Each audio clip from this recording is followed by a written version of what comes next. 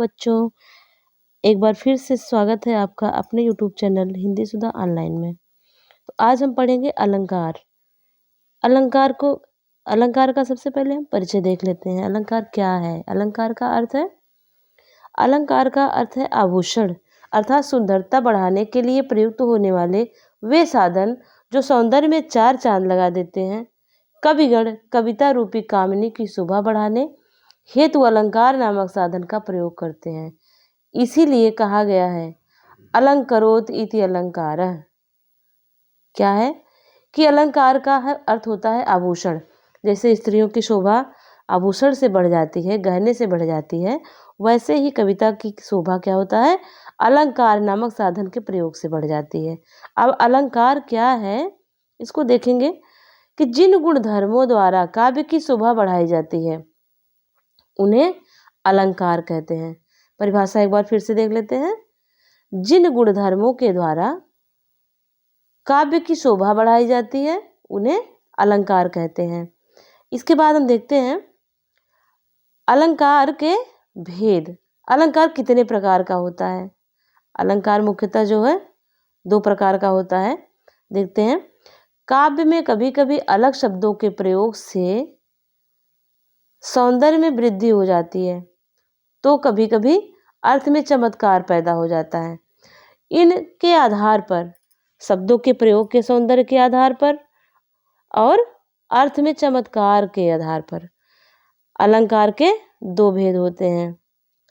एक होता है शब्दालंकार, दूसरा हुआ अर्थालंकार। शब्दों का चमत्कार जहाँ शब्दों के द्वारा उत्पन्न होता है वहाँ पर शब्दालंकार, और जहाँ पर अर्थ के द्वारा चमत्कार उत्पन्न होता है वहाँ पर अर्थालंकार हो जाता है। इसके बाद शब्दालंकार में देखते हैं कौन कौन से अलंकार आते हैं। शब्द अलंकार की परिभाषा देख लेते हैं। जब काव्य में शब्दों के माध्यम से काव्य सौंदर्य में वृद्धि की जाती है तब उसे शब्दालंकार कहते हैं। इस अलंकार में एक बात रखने वाली यह है कि शब्दालंकार में शब्द विशेषण के कारण सौंदर्य उत्पन्न होता है। शब्दालंकार में शब्द विशेष के कारण सौंदर्य उत्पन्न होता है। उस शब्द विशेष का पर्यायवाची रखने से काव्य सौंदर्य समाप्त हो जाता है। जैसे कनक कनक ते सौगुनी मादकता अधिकाय। इसमें क्या है? कनक के स्थान पर उसका पर्यायवाची गेहूं या धतूरा रख देने से काव्य सौंदर्य समाप्त हो जाता है। जैसे कनक का अर्थ हुआ सोना और कनक का अर्थ हुआ धतूरा, तो कनक कनक ते सौगुनी मादकता अधिकाय, कनक का अर्थ सोना और कनक का ही अर्थ धतूरा हुआ। अगर यहाँ गेहूं और धतूरा कर देते हैं, गेहूं धतूरा ते सौगुनी मादकता अधिकाय, तो इसका अर्थ जो है तो आएगा, लेकिन उसका सौंदर्य जो है काव्य का सौंदर्य समाप्त हो जाएगा, इसमें सुंदरता नहीं रह जाएगी। तो इसलिए काव्य के सौंदर्य को बनाए रखने के लिए इस शब्द को रखना जरूरी हो जाता है।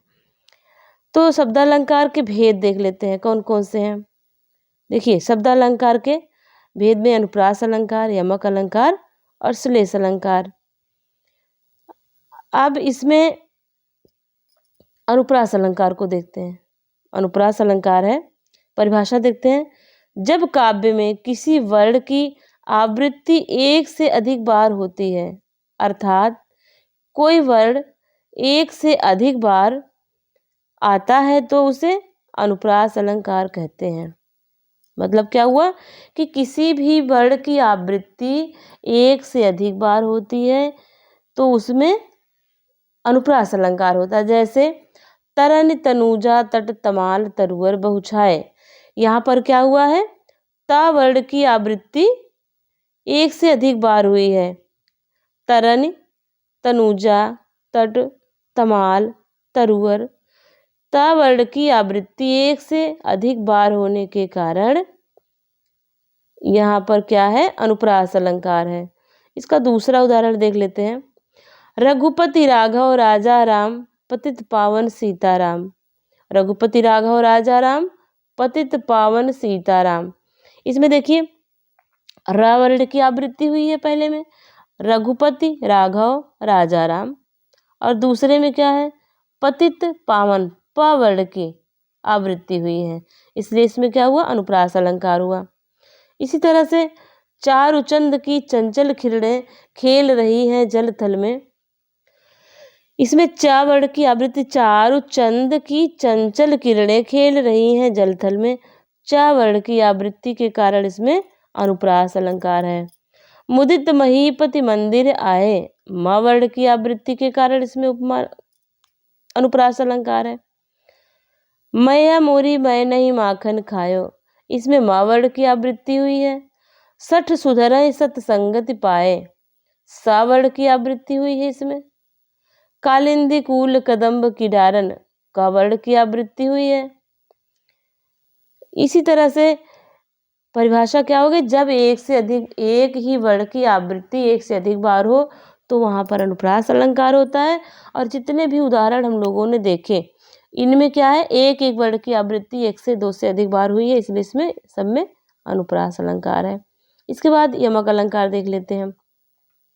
यमक अलंकार में क्या है, यमक अलंकार में है कि कोई भी शब्द एक हो और उसका कोई भी एक शब्द हो, अगर वो बार बार आए और उसका अर्थ अलग अलग हो तो वहाँ क्या होता है, यमक अलंकार होता है। इसकी परिभाषा देखते हैं। जब काव्य में कोई शब्द एक से अधिक बार आए और उनके अर्थ अलग अलग हो तो उसे यमक अलंकार कहते हैं।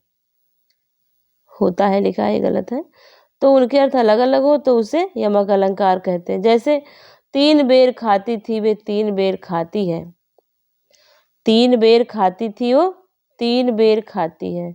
यहाँ देखो बेर है, परिभाषा क्या थी, कोई शब्द एक से अधिक बार आए और उसका अर्थ अलग अलग हो। तो यहाँ पर क्या हुआ है,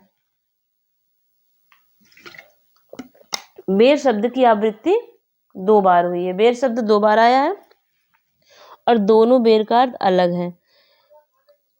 इसमें जो है, बेर एक प्रकार का फल है और दूसरा बेर है 3 बेर, 3 बेर मतलब 3 बार, और 3 बेर खाती है, बेर फल, बेर नामक जो फल है उसके लिए हुआ है।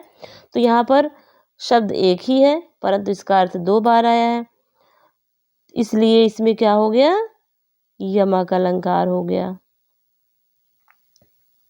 अगला क्या है, उदाहरण और देख लेते हैं थोड़ा सा। कनक कनक ते सौगुनी मादकता अधिकाय, या खाए बौराए नरवा पाए बौराए। तो कनक का इसमें प्रयोग कितनी बार हुआ है, 2 बार हुआ है और दोनों कनक का अर्थ अलग अलग है, इसलिए इसमें क्या हुआ, यमक अलंकार हुआ। पहले कनक का अर्थ हुआ सोना और दूसरे कनक का अर्थ हुआ धतूरा। परिभाषा क्या थी, एक शब्द एक से अधिक बार आए और प्रत्येक का अर्थ अलग अलग हो, वहाँ पर यमक अलंकार होगा। कनक कनक आ गया, पहले कनक का अर्थ सोना, दूसरे कनक का अर्थ धतूरा, तो इसमें क्या हो गया, यमक अलंकार का प्रयोग हुआ है। दूसरा उदाहरण देखते हैं। काली घटा का घमंड घटा, नवतारक मंडल मंडल वृंद खिले हैं। अब इसमें देखिए, घटा शब्द का प्रयोग आया है 2 बार, घटा और घटा, काली घटा का घमंड घटा। परिभाषा क्या थी, शब्द 2 बार आए लेकिन प्रत्येक का अर्थ अलग अलग हो, तो इसमें क्या है, पहले घटा का अर्थ है घटाएं और दूसरी घटा का अर्थ हुआ कम होना, तो इसमें घटा घटा 2 बार आया है लेकिन दोनों का अर्थ अलग अलग है, इसलिए इसमें क्या हो गया, यमक अलंकार हो गया। अब अगला उदाहरण देखिए। है कभी बेनी बेनी ब्याल की चुराई लीनी, बेनी बेनी देखिए 2 बार आ गया है। एक बेनी का मतलब हुआ कवि, बेनी बेनी का नाम है कवि, एक जो है बेनी कवि है और दूसरा क्या है, बेनी मतलब हुआ बाला की चोटी, किसी बच्चे की चोटी, किसी के बाल की चोटी जो बनती है उसको बेनी कहते हैं। तो शब्द का प्रयोग हुआ है, एक ही शब्द का प्रयोग 2 बार हुआ है और दोनों का अर्थ अलग अलग हुआ है। पहले शब्द का अर्थ है कवि और दूसरे शब्द का अर्थ है चोटी। दोनों का अर्थ अलग अलग हुआ, इसलिए इसमें यमक अलंकार है। अभी देखिए, आपने देखा था न, 3 बेर खाती थी वो 3 बेर खाती है, उसी का आगे का है नगन जड़ाती थी वे नगन जड़ाती हैं। नगन शब्द इसमें 2 बार आया है, यहाँ नगन शब्द आया है और यहाँ नगन शब्द आया है। परिभाषा क्या थी? एक शब्द की आवृत्ति 1 से 2 बार हो, लेकिन उसका अर्थ अलग अलग हो प्रत्येक शब्द का, तो वहाँ पर यमक अलंकार होता है। तो इसमें क्या है? नगन जड़ाती थी वो नगन जड़ाती है। पहला नगन का अर्थ हुआ वस्त्रों के बिना, एक अर्थ हुआ वस्त्रों के बिना, ये दूसरे का है वस्त्रों के बिना। और नगन जड़ाती थी, नग मतलब कि हीरा मोती आदि रत्न जो होते हैं उसको नग बोलते हैं। नग कई तरह के आभूषण नगों से जड़ी रहती थी, अब क्या है? नगन जड़ाती हैं, नग्न होकर के जड़ा रही हैं, मतलब कि ठंडी के मौसम में नग्न अवस्था में बिना कम कपड़ों के वस्त्रों के बिना घूमना पड़ रहा है। इसके बाद अगला आप देख लेते हैं श्लेष अलंकार। श्लेष अलंकार में क्या है? श्लेष का अर्थ होता है चिपका हुआ। श्लेष का क्या है अर्थ? श्लेष का अर्थ होता है चिपका हुआ। अर्थात क्या है? एक शब्द के अनेक अर्थ चिपके होते हैं। जब काव्य में कोई शब्द एक बार आए और उसके एक से अधिक अर्थ प्रकट हो तो उसे श्लेष अलंकार कहते हैं। अभी आपने देखा था यमक में क्या था? शब्द जो हो एक से अधिक बार आए और उनके अर्थ अलग अलग हो, लेकिन इसमें क्या है कि शब्द एक आए या अधिक आए, सबका अर्थ एक ही शब्द के कई अर्थ निकले, तो उसका जो है उसमें श्लेष अलंकार होता है। जैसे रहीमन पानी राखिए बिन पानी सब सून, पानी गए न उबरे मोती मानुष चून। यहाँ देखिए दूसरी पंक्ति में पानी शब्द एक बार आया है, दूसरी शब्द में पानी शब्द एक बार आया है, परंतु उसके अर्थ अलग अलग प्रसंग में आए हैं यहाँ पर, इसलिए श्लेष अलंकार है। अब देखिए पानी गए न उबरे मोती मानुष चून, पानी शब्द का प्रयोग एक बार आया है, लेकिन पानी गए न उबरे मोती मानुष चून, यहाँ तीनों के लिए पानी का प्रयोग किया गया है। पानी के 3 अर्थ हैं, शब्द एक बार प्रयोग में आया है और इसके अर्थ 3 हैं, इसलिए इसमें श्लेष अलंकार है।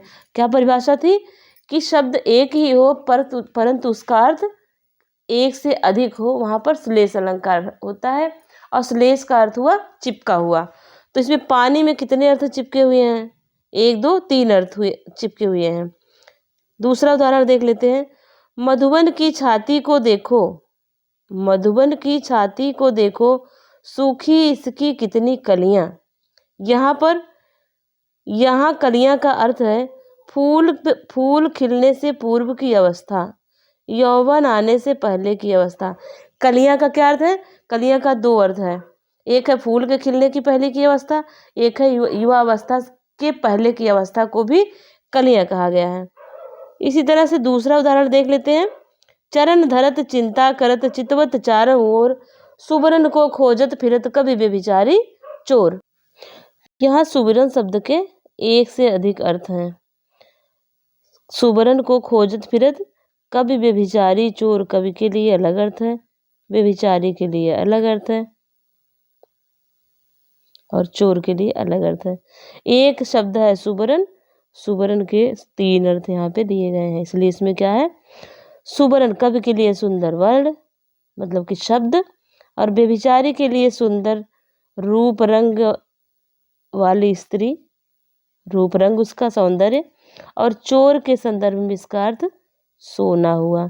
इसलिए एक शब्द के 3 अर्थ चिपके हुए हैं, एक शब्द के 3 अर्थ हैं, इसलिए इसमें जो है श्लेष अलंकार हुआ। दूसरा देखिए उदाहरण और देख लेते हैं।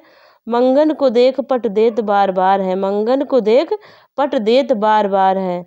यहाँ पे पट शब्द दिया हुआ है। पट का 2 अर्थ है, एक पट का अर्थ है वस्त्र और दूसरे पट का अर्थ है दरवाजा, कि मंगन को देख करके पट देत बार बार है, मतलब कि वस्त्र बार बार दान कर रही हैं। दूसरा अर्थ हो जाएगा कि मांगने वाले को देख करके दरवाजे को बार बार बंद कर ले रही हैं। इसी तरह से अगला उदाहरण है, मेरी भव बाधा हरो राधा नागर सोय जा तन की झाई परे श्याम हरित दुध होए। यहाँ पर हरित शब्द के अर्थ हैं हर्षित होना, प्रसन्न होना और हरा रंग होना। हरित का 2 अर्थ है, इसलिए यहाँ श्लेष अलंकार हुआ। तो ये थे हमारे शब्दालंकार। अब हम अर्थालंकार को देख लेते हैं थोड़ा सा। अर्थालंकार के अंतर्गत क्या आता है? अर्थ में चमत्कार उत्पन्न करने वाले अलंकार अर्थालंकार कहलाते हैं। इस अलंकार में अर्थ के माध्यम से वाक्य के काव्य के सौंदर्य में वृद्धि की जाती है। जहाँ पर काव्य में अर्थ के कारण चमत्कार उत्पन्न हो वहाँ पर अर्थालंकार होता है। तो आपके पाठ्यक्रम में अर्थालंकार के 5 भेद निर्धारित किए गए हैं। यहाँ उन्हीं भेदों का अध्ययन किया जाएगा। अब उनके 5 भेदों को देखते हैं कौन कौन से हैं। उपमा अलंकार, रूपक अलंकार, उत्प्रेक्षा अलंकार, अतिशयोक्ति अलंकार और मानवीकरण अलंकार। इसमें से हमारे सिलेबस में सारे अलंकार नहीं हैं 9th में, लेकिन फिर भी हम इन अलंकारों को देख लेते हैं। उपमा अलंकार, जब काव्य में किसी वस्तु या व्यक्ति की तुलना किसी अत्यंत प्रसिद्ध वस्तु या व्यक्ति से की जाती है तो उसे उपमा अलंकार कहते हैं। क्या होता है? जब किसी काव्य में किसी वस्तु या व्यक्ति की तुलना किसी अत्यंत प्रसिद्ध वस्तु या व्यक्ति से की जाती है तो वहाँ पर उपमा अलंकार होता है। जैसे पीपर पात सरिस मन डोला, यहाँ पर मन के डोलने की तुलना पीपल के पत्ते से की गई है, इसलिए इसमें उपमा अलंकार है। उपमा अलंकार के अंग, इसके अंग भी हैं। इसके कितने अंग हैं? 4 अंग हैं, मुख्य रूप से 4 अंग हैं। तो इनको अंगों को देख लेते हैं। उपमेय है, उपमान है और समान धर्म है, वाचक शब्द है। ये 4 इसके अंग हैं। अब उपमेय क्या है? जिसकी उपमा दी जाए वो उपमेय होता है। जिसकी उपमा दी जाए वो उपमेय होता है। ऊपर हमने पंक्ति पढ़ी थी, पीपर पात सरिस मन डोला, तो मन क्या है? मन की उपमा दी जा रही, मन उपमेय हो गया। और जिस प्रसिद्ध वस्तु से उपमा दी जाती है वो क्या हो जाता है? उपमान हो जाता है। किससे दी गई थी? पीपल के पत्ते से, पीपल। समान धर्म, उपमेय उपमान की वह विशेषता जो दोनों में समान है। जैसे डोलना, मन भी चंचल होता है और पीपल का पत्ता भी चंचल होता है, दोनों में समानता है। तो डोलना क्या है? समान धर्म है। ये डोलना धर्म है। वाचक शब्द, वे शब्द जो उपमेय और उपमान की समानता प्रकट करते हो। दोनों को मिलाकर क्या बताएगा? सरिस, पीपर पात सरिस मन डोला, तो सरिस जब आ गया तो ये सरिस वाचक हो गया आपका। अब देखिए इसमें कुछ शब्द हैं, जैसे आ जाएंगे तो हम जान जाएंगे उपमा अलंकार है। सा, सम, सी, सरिस, इव, सामना, आदि, समान आदि कुछ अन्य वाचक शब्द हैं। इन वाचकों का सरिस के अलावा इन वाचकों का भी प्रयोग आ जाता है। सम, सा, सी, सरिस, इव, समान, तब भी इसमें उपमा अलंकार का प्रयोग होता है। अब दूसरा अलंकार हम देख लेते हैं, दूसरा उदाहरण देख लेते हैं। मुख मयंक सम मंजू मनोहर। अब मुख क्या हो गया? उपमेय हो गया। मयंक क्या हो गया? उपमान हो गया। साधारण धर्म क्या है? मंजू मनोहर हो गया। और वाचक क्या है? सम हो गया इसका। इसी तरह से हाय फूल सी कोमल बेटी हुई राख की ढेरी, इसमें फूल सी कोमल बच्ची, बच्ची क्या है? उपमेय है। उपमान क्या है? फूल है। साधारण धर्म कोमल है। वाचक शब्द सी है। निर्मल तेरा नीर अमृत सम उत्तम है, नीर उपमेय हो गया, उपमान अमृत हो गया। साधारण धर्म उत्तम, वाचक शब्द कौन सा है? सम। तब तो बहता समय शिला सा जम जाएगा, समय उपमेय, शिला उपमान, साधारण धर्म जम जाना, ठहर जाना। और वाचक क्या हुआ? सम, सा ये हुआ। उषा सुनहले तीर बरसती जय लक्ष्मी सी उदित हुई, इसमें क्या है? उषा उपमेय उषा हो गई, उपमान जयलक्ष्मी। साधारण धर्म उदित होना, वाचक शब्द शी। बंदों कोमल कमल से जग जननी के पांव, उपमेय जग जननी के पैर, उपमान कमल। साधारण धर्म कोमल होना, और से साधारण वाचक शब्द से। अब इसके बाद दूसरा अलंकार रूपक अलंकार देख लेते हैं। जब रूप गुण की अत्यधिक समानता के कारण उपमेय पर उपमान का भेद रहित आरोप होता है तो उसे रूपक अलंकार कहते हैं। रूपक अलंकार में उपमेय और उपमान में भिन्नता नहीं रह पाती। जैसे चरण कमल बंदो हरिराई, यहाँ हरि के चरणों में कमल का आरोप है, इसलिए इसमें रूपक अलंकार है।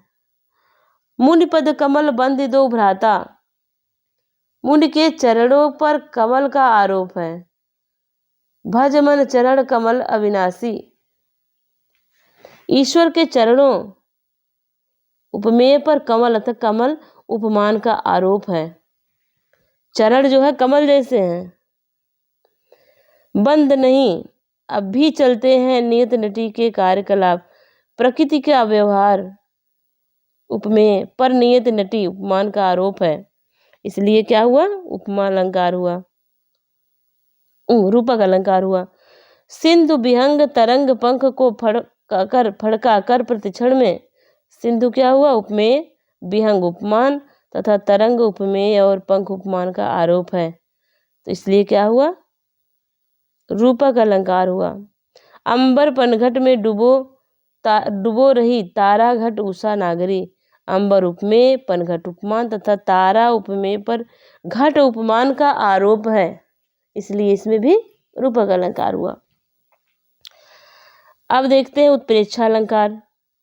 जब उपमेय में गुणधर्म की समानता के कारण उपमान की संभावना कर ली जाए तो उत्प्रेक्षा अलंकार हो जाता है। जैसे कहती हुई यूं उत्तरा के नेत्र जल से भर गए, हिमकणों से पूर्ण मानो हो गए पंकज नए।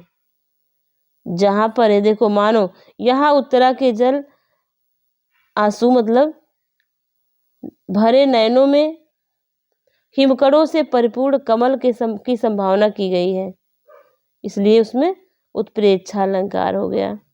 उत्प्रेक्षा अलंकार की पहचान मनहु मानो जनो जनु जानो ज्यों जनु आदि वाचक शब्दों का प्रयोग होता है। जिस भी पद में, जिस भी काव्य में मनु मानो जन जानो मनहु जनु इस तरह के वाचक शब्दों का प्रयोग आ जाए तो हम पहचान लेंगे क्या है, ये उत्प्रेक्षा अलंकार है। जैसे धाये का धाम काम सब त्यागी, मनहु रंक निधि लूटन लागी, क्या आ गया इसमें, मनहु आ गया, इसलिए सीधे सीधे जान लेंगे कि ये उत्प्रेक्षा अलंकार है। और दादुर धुन चहु दिशा सुहाई, वेद पढ़हि जन बटु समुदाय, जनु आ गया, क्या हो गया, उत्प्रेक्षा। देखी रूप लोचन ललचाने, हर से जनु निधि जन निज निधि पहचाने, जनु आ गया, कौन सा अलंकार हो गया, उत्प्रेक्षा हो गया। यहाँ पे क्या है, राम के रूप सौंदर्य में निधिया की संभावना प्रकट की गई है। अब देखिए अगला क्या उदाहरण है। अति कटु वचन कहत कैकेयी, मानहु लोन जरय पर देई, मानहु आ गया, उत्प्रेक्षा हो गया। चमचमात चंचल नयन, बिच घूंघट पट झीन, मानहु सुर सरिता विमल जल उछलत जुगमेन, मानहु आ गया, हो गई उत्प्रेक्षा अलंकार। इसके बाद देखते हैं अतिशयोक्त अलंकार आ गया। जहाँ किसी व्यक्ति वस्तु आदि को गुण रूप सौंदर्य आदि का वर्णन इतना बढ़ा चढ़ाकर किया जाए कि जिस पर विश्वास करना कठिन हो, वहाँ अतिशयोक्त अलंकार होता है। जैसे एक दिन राम पतंग उड़ाई, देवलोक में पहुंची जाई। अब राम ने यहाँ पतंग उड़ाया हो तो ठीक है, लेकिन पतंग उड़ते उड़ते कहाँ पहुंच गई, देवलोक में पहुंच गई, तो ऐसा तो नहीं हो सकता, तो इस पर विश्वास करना कठिन हो रहा है, इसलिए इसमें अतिशयोक्त अलंकार है। और उदाहरण देख लो। देख लो साकेत नगरी है यही, स्वर्ग से मिलने गगन में जा रही। यहाँ साकेत नगरी की तुलना जो है स्वर्ग की समृद्धि से करने का अतिशयोक्तिपूर्ण वर्णन है। और हनुमान की पूंछ में लगन न पाई आग, और सिगरी लंका जल गई, गए निशाचर भाग। मतलब आग लगने से पूर्व ही लगन न पाई आग, आग लगने से पूर्व ही सारी लंका जल गई और निशाचर सारे भाग गए। क्या है? अतिशयोक्तिपूर्ण वर्णन हुआ। इस पे विश्वास करना कठिन है कि मतलब आग पूंछ में लगने नहीं पाई, लगने से पहले ही सारी लंका भी जल गई और निशाचर भी भाग गए। देख सुदामा की दीन दशा, करुणा करके करुणा निधि रोए। सुदामा की, अच्छा इसके आगे की लाइन और है, देख सुदामा की दीन दशा, करुणा करके करुणा निधि रोए, और पानी परात को हाथ छुए नहीं, नैनन के जल सो पग धोए। ये लाइन है। इसके बाद उसमें क्या है, उनकी दरिद्रता अवस्था को देखकर कृष्ण रोते हैं, और इतना रोते हैं, इतना रोते हैं कि उनका पूरा पैर जो है उसी आंसू से धुल जाता है। तो अतिशयोक्तिपूर्ण वर्णन है कि पानी परात को हाथ छुए नहीं, परात में जो पैर धुलने के लिए पानी रखा था उसको छूते नहीं है, बल्कि अपने आंसुओं के जल से ही उनके पैर को धुल डालते हैं। तो अतिशयोक्तिपूर्ण वर्णन हुआ, इसलिए इसमें अतिशयोक्ति अलंकार है। अब मानवीकरण अलंकार देख लेते हैं। जब जड़ पदार्थों और प्रकृति के अंग, जब जड़ पदार्थों और प्रकृति के अंग जैसे नदी, पर्वत, पेड़, लताएं, झरने, हवा, पत्थर, पक्षी आदि पर मानवीय क्रियाओं का आरोप लगाया जाता है। क्या होता है? मानवीय क्रियाओं का आरोप लगाया जाता है, अर्थात मनुष्य जैसा कार्य व्यवहार करता हुआ दिखाया जाता है, तब वहां पर क्या होता है? मानवीकरण अलंकार होता है। जैसे हर्षाया ताल लाया पानी परात भर के। अब क्या है यहाँ पर, क्या हो रहा है? हर्षाया ताल मतलब तालाब, लाया पानी परात भर के, थाल भर करके पानी लेकर के आ रहा है कौन?